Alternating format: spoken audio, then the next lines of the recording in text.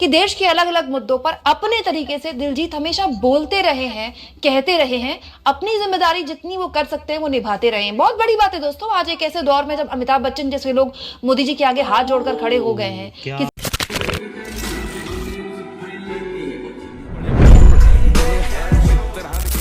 ਸਤਿ ਸ਼੍ਰੀ ਅਕਾਲ ਕੀ ਹਾਲ ਚਾਲ ਨੇ ਆਈ ਹੋਪ ਤੁਸੀਂ ਠੀਕ ਠਾਕ ਹੋਗੇ ਦਿਲਜੀਤ ਦੋਸਾਂਝ ਬਾਈ ਦੇ ਜਿਹੜੇ ਲਾਈਵ ਸ਼ੋਅ ਚੱਲ ਰਿਹਾ ਇੰਡੀਆ ਟੂਰ ਚੱਲ ਰਿਹਾ ਬਾਈ ਦਾ ਦਿਲੂਮਿਨਾਟੀ ਉਹਦੇ ਚ ਬਾਈ ਇੰਦੌਰ ਗਿਆ ਇੰਦੌਰ ਦੇ ਚ ਕਾਫੀ ਜ਼ਿਆਦਾ ਬਜਰੰਗ ਦਲ ਵਾਲੇ ਸ਼ਾਇਦ ਪਤਾ ਨਹੀਂ ਕਿਹੜੇ ਆ ਉਹਨਾਂ ਨੇ ਬਾਈ ਦਾ ਵਿਰੋਧ ਜਿਹਾ ਕੀਤਾ ਤੇ ਉਹਦੇ ਉੱਤੇ ਬਹੁਤ ਵਧੀਆ ਦਿਲਜੀਤ ਦੋਸਾਂਝ ਬਾਈ ਨੇ ਜਵਾਬ ਵੀ ਦਿੱਤਾ ਤੇ ਉਹਦੇ ਉੱਤੇ ਕੁਮਕੁਮ ਬੈਨੀਵਾਲ ਜੀ ਨੇ ਕੋਈ ਗੱਲਬਾਤ ਕੀਤੀ ਆ ਤੇ ਆਓ ਦੇਖਣਾ ਕਰਦੇ ਕੀ ਗੱਲਬਾਤ ਕਰਦੇ ਆ ਕੀ ਨਿਊਜ਼ ਦੇ ਰਹੇ ਆ ਉਹਦੇ ਬਾਰੇ ਆਪਾਂ ਨੂੰ ਪੂਰੀ ਜਾਣਕਾਰੀ ਮਿਲੂਗੀ ਦਿਲਜੀਤ ਦੋਸਾਂਝ ਬਾਈ ਨੇ ਉਹ ਚੀਜ਼ ਕਿਉਂ ਕਹੀ ਤੇ ਕਾਤੋਂ ਕਿੰਨਾਂ ਨੂੰ ਉਹ ਗੱਲ ਕਹੀ ਹਨਾ ਇਹ ਚੀਜ਼ ਆਪਾਂ ਨੂੰ ਵੀਡੀਓ ਦੇਖ ਕੇ ਪਤਾ ਚੱਲੂਗਾ ਤੇ ਜਿਹੜੇ ਬਾਈਆਂ ਨੂੰ ਪਤਾ ਸੀ ਉਹ ਵੀ ਕਮੈਂਟ ਕਰਕੇ ਦੱਸਿਓ ਕਿ ਤੁਹਾਨੂੰ ਇਹ ਚੀਜ਼ ਦੇਖ ਕੇ ਕਿੱਦਾਂ ਦਾ ਲੱਗਦਾ ਸੀਰੀਅਸਲੀ ਕਿਤੇ ਕਿਤੇ ਤੇ ਮਹਿਸੂਸ ਹੁੰਦਾ ਯਾਰ ਬੰਦਾ ਜਿੰਨਾ ਮਰਜ਼ੀ ਦੇਸ਼ ਲਈ ਕਰ ਲੇ ਫਿਰ ਵੀ ਸਾਡੇ ਉੱਤੇ ਜਿਹੜੇ ਦਾਗ ਇਹਨਾਂ ਲਾਉਣੇ ਆ ਨਾ ਉਹ ਲਾਈ ਜਾਣੇ ਆ ਜਿਹੜੇ ਅੰਧ ਭਗਤ ਆ ਨਾ ਉਹਨਾਂ ਨੂੰ ਕੋਈ ਨਹੀਂ ਸਮਝਾ ਸਕਦਾ ਤੇ ਬਾਕੀ ਗੱਲ ਆਪਾਂ ਬਾਅਦ ਚ ਕਰਦੇ ਆਂ ਪਹਿਲਾਂ ਦੇਖਦੇ ਆਂ ਆਪਾਂ ਕੁਮਕੁਮ ਜੀ ਦੀ दिलजीत दोसांझ दोस्तों ये नाम पंजाबी गायकी से कहीं आगे निकल चुका है। शुरुआत में दिलजीत ने भले ही अपने करियर को पंजाबी सिंगर के तौर पर देखा हो, लेकिन आज दिलजीत दोसांझ दुनिया भर में भारत की शान बन गए हैं। दुनिया भर में उनके कॉन्सर्ट्स होते हैं और उनके कॉन्सर्ट्स में जिस तरह की भीड़ उमड़ रही है, न केवल भारत बल्कि जो भारतीय उपमहाद्वीप का खित्ता है दिलजीत दोसांझ के नाम का दीवाना है। लेकिन इस बीच दोस्तों दिलजीत के इंदौर के कॉन्सर्ट का एक वीडियो सोशल मीडिया में खूब वायरल हो रहा है। यकीन मानिए ये वीडियो अंधभक्त देखेंगे तो उनकी टांगे कांपने लगेगी। क्यों मैं आपसे ये कह रही हूँ। और आज के दौर में दिलजीत की ये ਯਾਰ ਇਹਨਾਂ ਦੀ ਮੈਂ ਵੀਡੀਓ ਦੇਖਦਾ ਨਾ ਸੀਰੀਅਸਲੀ ਬਹੁਤ ਸੱਚੀਆਂ ਖਬਰਾਂ ਤੇ ਬਿਲਕੁਲ ਐ ਦਿਲ ਖੋਲ ਕੇ ਇੱਕ ਪੱਖ ਹੋ ਕੇ ਗੱਲਾਂ ਕਰਦੇ ਆ ਇਹ ਨਹੀਂ ਕਿ ਆਪਣੇ ਆਪ ਨੂੰ ਕਿਸੇ ਤਰਾਜੂ ਦੇ ਵਿੱਚ ਤੋਲਦੇ ਨਹੀਂ ਸਿੱਧੀ ਗੱਲ ਕਰਦੇ ਜਿਹੜੀ ਚੀਜ਼ ਤੇ ਮਤਲਬ ਸਹੀ ਆ ਜਿਹੜੀ ਗਲਤ ਆ ਇਹ ਚੀਜ਼ ਮੈਨੂੰ ਕੁਮਕੁਮ ਜੀ ਦੀ ਬਹੁਤ ਵਧੀਆ ਲੱਗਦੀ ਹੈ बात कैसे दिल जीतने वाली है सब कुछ जानिए।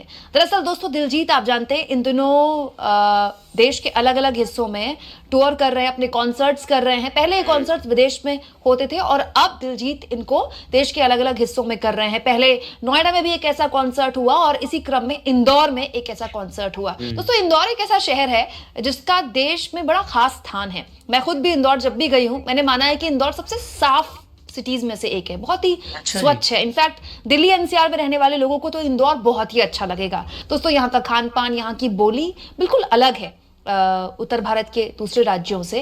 लेकिन हमारे देश में जिस तरह की राजनीति, कट्टर हिंदुत्व की राजनीति चल पड़ी है, मध्य प्रदेश का इंदौर भी उससे अलग नहीं है। लेकिन हमें भूलना नहीं चाहिए दोस्तों कि इंदौर ने कई ऐसे शायर भी दिए हैं देश को जिन्होंने देश की आवाज देश के हुक्मरानों तक न केवल मजबूती से पहुंचाई है बल्कि वो डरे भी नहीं। दोस्तों राहत इंदौरी उनमें से एक हैं। राहत इंदौरी जी दी ते शायरी बोल के ਜਿਹੜਾ ਜਵਾਬ ਦਿੱਤਾ ਦਿਲਜੀਤ ਨੇ ਉਹਨੂੰ ਤੇ ਦਿਲ ਜਿੱਤਿਆ ਸਾਰਿਆਂ इंदौरी साहब के तो वैसे अनगिनत शेर हैं, मतलब आप जितना कहिए उतना कम लगता है। लेकिन उनका एक शेर है, किसी के बाप का हिंदुस्तान थोड़ी है। जी हाँ, एक ऐसा शेर जो आज के दौर की राजनीति पर एकदम फिट बैठता है।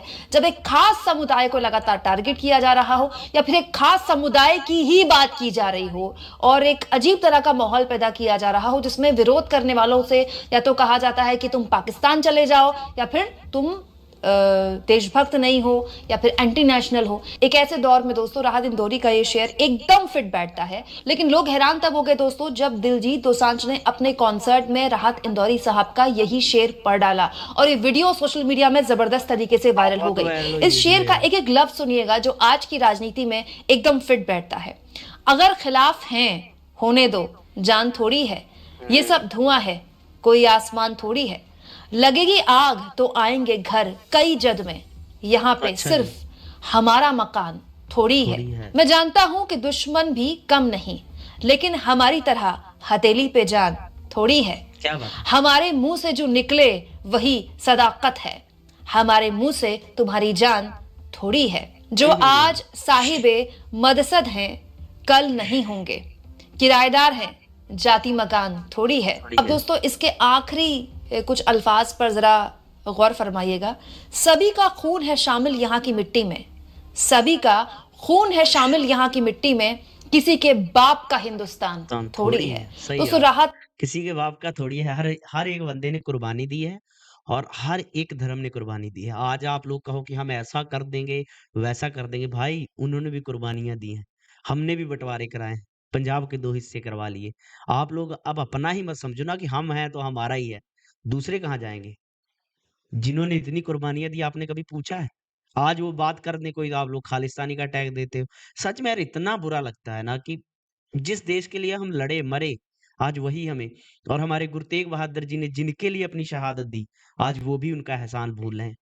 मतलब शर्म अगर थोड़ी बहुत हो ना, तो बंदा वो भी झुक के सलाम कर देता है। इन इन लोगों ने सच में यार मतलब दिमाग में रह ही नहीं गया, क्या हुआ, कैसे हुआ, बस अपना ही चल रहे हैं। पता नहीं अपना क्या क्या कर लोगे? पहले नहीं कर लिया आप लोगों ने कुछ, आज आप बहुत उड़ रहे हो। कोई नहीं, समा हर हर किसी का आता है।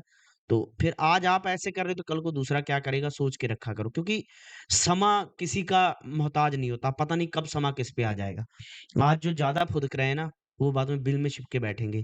देख लेना समा ज़रूर बदलेगा। इंदौरी का ये शेर उस वक्त भी बहुत प्रचलित हुआ था, लोगों ने इसको खूब बंदे को प्रेम और भावना से रहना चाहिए। अरे हम एक-दूसरे के लिए जान देने वाले हैं, एक-दूसरे के लिए कुर्बानी देने वाले हैं। तो आप लोग ऐसा करोगे तो फिर बंदे के दिल में क्या आएगा? ये चीज़ सोचो ना आप। आगे बढ़ाया था जब सीएए को लेकर देश के अलग-अलग राज्यों में प्रदर्शन हुए थे।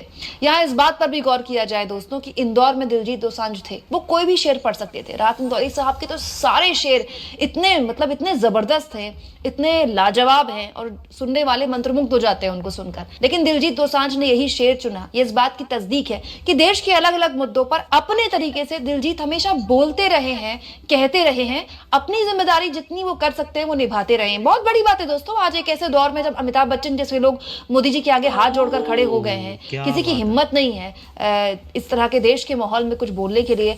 दिलजीत दोसांझ जैसा एक शख्स जो अपने करियर की पीक में है, वो शख्स खुलेआम इस तरह की बात बोल रहा है। और जब ये शेर दिलजीत दोसांझ ने पढ़ा तो जो ऑडियंस सही बात है, बड़े-बड़े चुप हो गए हैं, बड़े-बड़े घुटने टेक गए हैं कि जो सरकार के खिलाफ कुछ बोल नहीं पाते। थी, उन्होंने भी जबरदस्त तरीके से उन्हें सपोर्ट किया। यहाँ इस बात पर भी गौर किया जाए दोस्तों कि कुछ दिन पहले दिलजीत को हैदराबाद में शो करने पर नाराजगी झेलनी पड़ी थी। उनसे प्रशासन ने कहा था कि वो कोई भी ऐसा गाना ना गाए जिसमें शराब या नशे को प्रमोट किया जाता है। तब दिलजीत काफी नाराज हुए थे। वो उस वक्त गुजरात में थे, गुजरात में शो कर रहे थे और तब उन्होंने कहा था कि मैं भी एक गुजारिश करना चाहता हूं कि जहां जहां मेरा शो है वहां उस राज्य में या उस सिटी में एक दिन के लिए आप एक तरह से शराब पर प्रतिबंध लगा दीजिए, ड्राई स्टेट कर दीजिए। गुजरात को लेकर भी उन्होंने कटाक्ष किया था कि यहाँ ये ड्राई स्टेट है क्या, तो गुजरात के ही लोगों ने कह दिया था नहीं।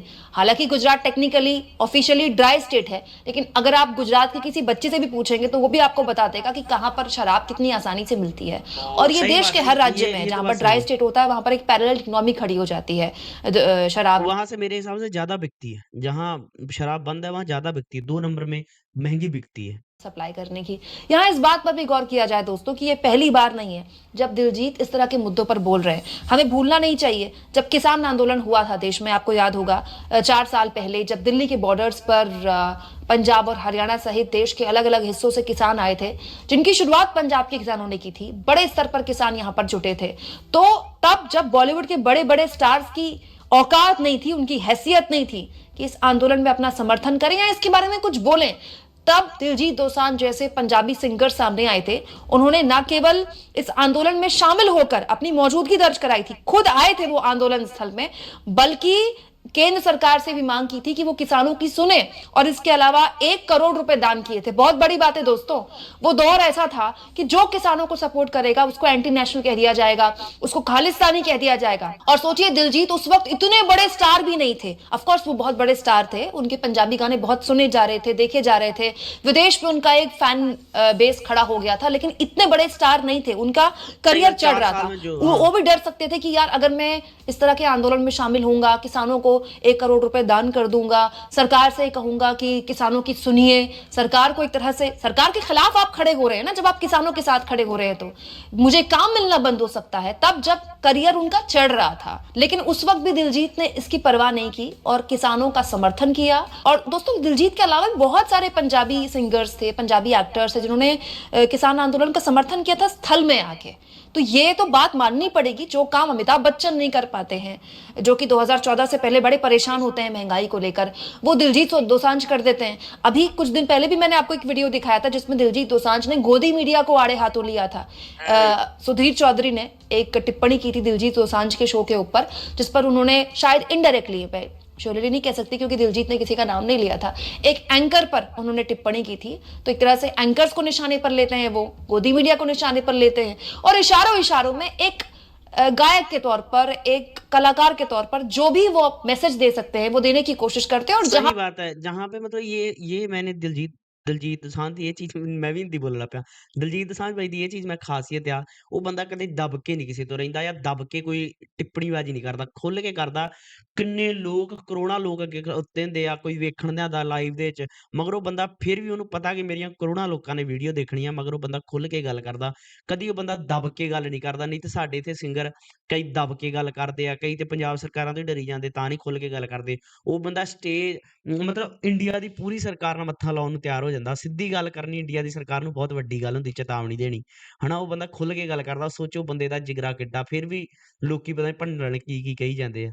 ਮੈਂ ਹੂੰ ਪੰਜਾਬ ਬਾਈ ਦਾ ਗੱਲ ਸਹੀ ਹੈ यार, ਮੈਨੂੰ ਉਹ ਚੀਜ਼ ਬਾਈ ਦੀ ਬਹੁਤ ਘੈਂਟ ਲੱਗਦੀ। पर अपनी मौजूदगी दर्ज करानी होती है, मौजूदगी भी दर्ज कराते हैं। सही ये गल है। अपने आप में बहुत बड़ी बात है दोस्तों। आज के दौर में जब सो कॉल्ड बड़े बड़े खान मोदी जी के आगे या उनकी सरकार के आगे नतमस्तक हैं, एक ऐसा सिंगर जिसको पूरी दुनिया में सुना जा रहा है, देखा जा रहा है, पूरी दुनिया उनकी दीवानी है, एक ऐसा सिंगर ऐसे दौर में ऐसी शायरी पढ़ता है जो बार बार हमारे जहन में बात याद दिलाता है कि ये जो हिंदुस्तान है किसी एक का नहीं है, सभी का खून शामिल है इस मिट्टी सही में। बात है, चाहे सही वो बात। स्वतंत्रता आंदोलन हो, चाहे उसके बाद से हमारा आजाद भारत का जो पूरा इतिहास हो, उसमें हर समाज के लोगों ने अपने अपने स्तर पर योगदान दिया है और वो योगदान आज भी दे रहे हैं। उस योगदान को हम ना भूलें और कट्टरता अपने समाज में ना बढ़ाएं। दोस्तों, दिलजीत दोसांझ में बहुत सी कमियां हो सकती हैं, बहुत सी बातें हमको उनकी नापसंद हो सकती है, हो सकता है कि हम उनके फैन ना हो। मैं तो खैर बहुत म्यूजिक सुनती भी नहीं हूँ, पंजाबी म्यूजिक तो मुझे वैसे भी समझ नहीं आता भाषा,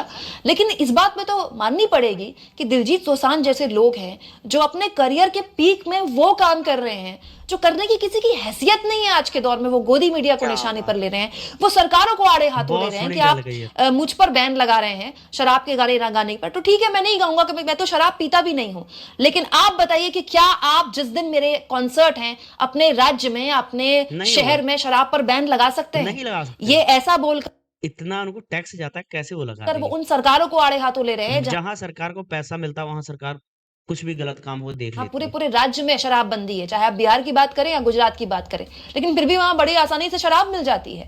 दोस्तों, आज के दौर में एक ऐसा स्टार जो खुलकर अपनी बात, चाहे वो देश में बढ़ते सांप्रदायिक खतरे को लेकर हो या फिर किसानों के आंदोलन को लेकर हो, चाहे प्रशासन के ढुलमुल रवैये को लेकर हो, अपनी बात न केवल खुलकर रखता है बल्कि उसको जनता का भी समर्थन मिलता है। और मैं यकीन मानिए, दिलजीत के गानों पर डांस करने वाले केवल एक तरह के लोग नहीं है, बहुत सारे अंधभक्त भी होंगे जो उनके गानों पर डांस करते होंगे। सही लेकिन बात आज है। ये वीडियो देखकर दिलजीत का, क्या वो अंधभक्त दिलजीत को उतना ही पसंद कर पाएंगे कि नहीं कर पाएंगे? आपको दिलजीत का ये अंदाज कैसा लगा दोस्तों? क्या उन्होंने आपका दिल जीता? कमेंट बॉक्स में जरूर लिखें और जितना हो सके चैनल को शेयर करें, सब्सक्राइब करें और थैंक्स और ज्वाइन के ऑप्शन से अगर आप चाहें तो कुछ आर्थिक मदद भी चैनल की जरूर करें। यार दिलजीत दोसांझ ਮੈਨੂੰ ਯਾਰ ਆਹ ਵੀਡੀਓ ਬਹੁਤ ਘੈਂਟ ਲੱਗੀ ਕਿਉਂਕਿ ਕੋਈ ਖੁੱਲ ਕੇ ਗੱਲ ਨਹੀਂ ਕਰ ਸਕਦਾ ਜਿਹੜਾ ਦਲਜੀਤ ਦੋਸਾਂਝ ਬਾਈ ਕਰਦਾ ਵਾ, ਤੇ ਇਸੇ ਕਰਕੇ ਦਲਜੀਤ ਬਾਈ ਨੇ ਸਾਰਿਆਂ ਦੇ ਦਿਲ ਜਿੱਤੇ ਹੋਏ ਆ। ਮੈਨੂੰ ਇਹ ਚੀਜ਼ ਬਹੁਤ ਵਧੀਆ ਲੱਗੀ।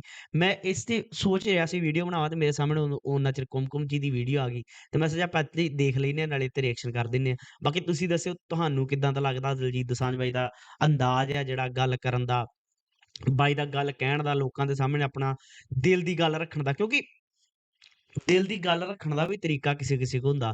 ਦਿਲਜੀਤ ਦੋਸਾਂਝ ਬਾਈ ਚਪੇੜ ਵੀ ਮਾਰ ਜਾਂਦਾ ਤੇ ਪਤਾ ਵੀ ਨਹੀਂ ਲੱਗਦਾ ਕਿ ਚਪੇੜ ਵੱਜੀ ਆ। ਉਹ ਲੋਕਾਂ ਦੇ ਥਰੂ ਬਾਅਦ 'ਚ ਇਹੋ ਜਿਹੀਆਂ ਚਪੇੜਾਂ ਵੱਜਦੀਆਂ ਕਿ ਜਿਹੜੀਆਂ ਉਹਨੂੰ ਸੋਚਣੀਆਂ ਪੈਣਗੀਆਂ ਕਿ ਦਿਲਜੀਤ ਦੋਸਾਂਝ ਕੀ ਤੋਂ ਕੀ ਕਰ ਗਿਆ। ਬਾਕੀ ਕਿਹੜੇ-ਕਿਹੜੇ ਦਿਲਜੀਤ ਦੋਸਾਂਝ ਬਾਈ ਦੇ ਲਾਈਵ ਸ਼ੋਅ 'ਚ ਗਏ ਆ ਤੇ ਕਿੰਨਾ ਕੁ ਮਜ਼ਾ ਆਇਆ ਜ਼ਰੂਰ ਕਮੈਂਟ ਕਰਕੇ ਦੱਸਿਓ। ਮਿਲਦੇ ਆ ਜਲਦੀ ਨੈਕਸਟ ਵੀਡੀਓ 'ਚ, ਉਦੋਂ ਤੱਕ ਦੇ ਲਈ ਸਤਿ ਸ਼੍ਰੀ ਅਕਾਲ, ਬਾਏ ਬਾਏ।